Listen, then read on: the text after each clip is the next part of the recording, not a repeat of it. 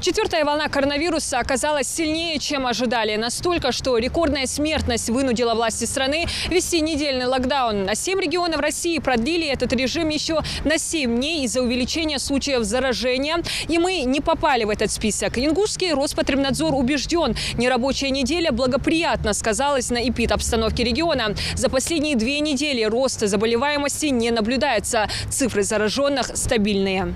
Число зараженных в Ингушетии еще в июле начало активно увеличиваться. Ну а теперь уже не растем, а держимся. За прошедшие сутки подтверждено 78 случаев заражения COVID-19. Такое же количество положительных ПЦР-тестов фиксировали еще на предыдущих неделях. Как отметил глава региона, это позволило с 8 ноября войти в обычный трудовой режим. Мы видим, что идет стабилизация ситуации на относительно высоких цифрах. Из-за того, что вот эти выходные дни все-таки поэтому не произошел вот этот рост заболеваемости. Все-таки люди в основном находились дома, меньше миграции населения было. Количество жертв коронавируса в Ингушетии увеличивается почти каждый день. За 1,5 года более 380 погибших. И практически в каждом дворе больницы можно наблюдать картину, как полные тревоги родственники ожидают добрых вестей о состоянии больного. И самой главной причиной летального исхода врачи считают даже не сопутствующие хронические заболевания, а позднее обращение за помощью медучреждения. Поступают в очень тяжелом состоянии. Некоторые даже не успевают доехать. Всего в регионе на базе 8 организаций развернуты инфекционные госпитали для больных коронавирусом. Одно из противоковидных отделений – детское. У нас в больницах 382 человека на госпитализации. И вот уже в течение недели вот эта цифра варьирует от 380 до 385 человек. Вот стабильно идет заболеваемость.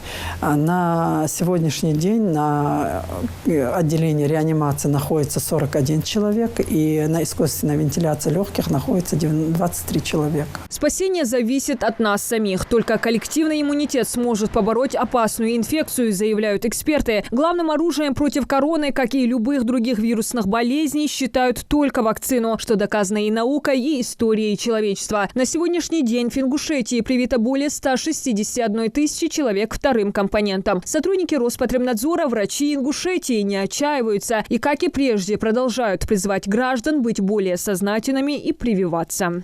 На сегодняшний день у нас всего провакцинировано от количества подлежащих 55,7% населения и от количества полученной вакцины 66,6% провакцинировано. Для достижения коллективного иммунитета нам нужно привиться до 80% населения должно быть привито, чтобы популяционный иммунитет был на высоком уровне. У нас в республике 4 вакцины. Это Гамковид-2, Спутник Ви, Гамалеевская вакцина. Есть вакцина Эпивак Корона, это векторовская вакцина. Есть Ковивак, Чумаковская вакцина и Спутник Лайт. Нерабочая неделя прошла, но противоковидные ограничения продолжают действовать. А значит, продолжатся и рейдовые мероприятия сотрудников Роспотребнадзора. Они все так же призывают соблюдать защитные меры. Носить маски, обрабатывать руки и помещения, соблюдать социальную дистанцию, по возможности не посещать места массового скопления людей. У нас в республике отменены массовые публичные мероприятия, и только официальные мероприятия. И вот эти официальные мероприятия проводятся только с наличием QR-кодов. Или у человека должно быть то, что он сдал ПЦР-тест, и он отрицателен в течение 3 дней. Или у него должна быть справка с медицинской организацией, которая действительно в течение полгода. К привычному рабочему режиму в Ингушетии не смогли вернуться сотрудники старше 60 лет и те, у кого есть хронические заболевания. Они вынужденно переведены на удаленку. Правительство страны призвало расширить применение QR-кодов для посещения общественных мест, а также ужесточить противоэпидемические меры на всех видах транспорта и ограничить проведение мероприятий и работу общепита в ночное время. Также призвали жителей воздержаться от поездок в регионы, чтобы не усугублять и без того тяжелую эпидситуацию. Диана Дударова, Магомед Даскиев. Новости 24.